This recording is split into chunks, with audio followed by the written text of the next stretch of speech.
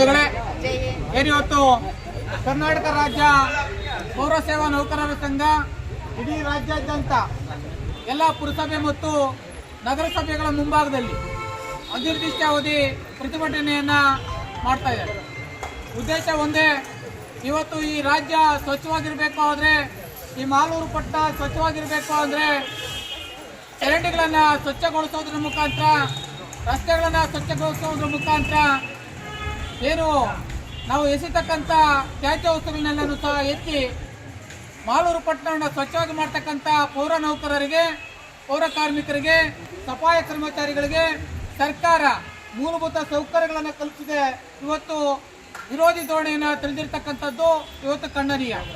ಇವತ್ತು ಪುರಸಭೆಯಲ್ಲಿ ಕಸ ಗುಡಿಸ್ತಕ್ಕಂಥ ವ್ಯಕ್ತಿಯಿಂದ ಹಿಡಿದು ಕಂಪ್ಯೂಟರ್ ಆಪರೇಟರು ಮತ್ತೆ ಟ್ರ್ಯಾಕ್ಟರ್ ಚಾಲನೆ ಮಾಡ್ತಕ್ಕಂಥ ಏನು ಡ್ರೈವರ್ಸ್ ಆಗಿರ್ಬೋದು, ಅಥವಾ ಕಸ ಗುಡಿಸ್ತಕ್ಕಂಥ ಸಫಾಯಿ ಕರ್ಮಚಾರಿಗಳಾಗ್ಬೋದು, ಅಥವಾ ಪೌರ ಕಾರ್ಮಿಕರಾಗಿರ್ಬೋದು, ಇವತ್ತು ಸುಮಾರು 10-15 ವರ್ಷಗಳಿಂದ ಕೆಲಸವನ್ನು ಮಾಡ್ತಾ ಇದ್ದಾರೆ. ಇದುವರೆಗೂ ಸಹ ಯಾವುದೇ ಕಾಯಮತಿಯನ್ನು ನೀಡದೆ ಅವರಿಗೆ ಕನಿಷ್ಠ ಸಮಾನಾಂತರ ಕೆಲಸಕ್ಕೆ ಸಮಾನಾಂತರ ವೇತನವನ್ನು ಸಹ ನೀಡಿದ್ದೇನೆ.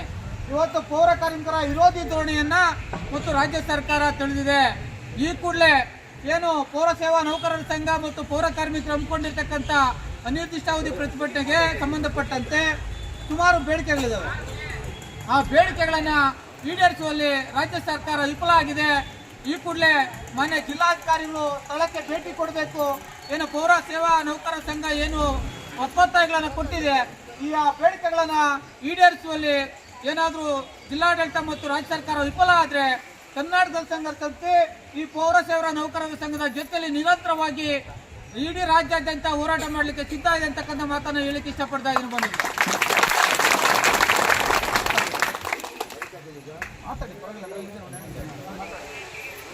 ಆತ್ಮೀಯ ನೌಕರರೇ,